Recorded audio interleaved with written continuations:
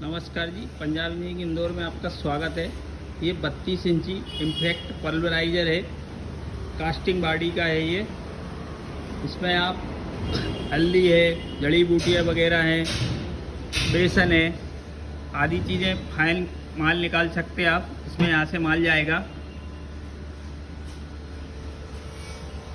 यहाँ जाके आपका माल ग्राइंड होगा पूरे ब्लोवर के माध्यम से।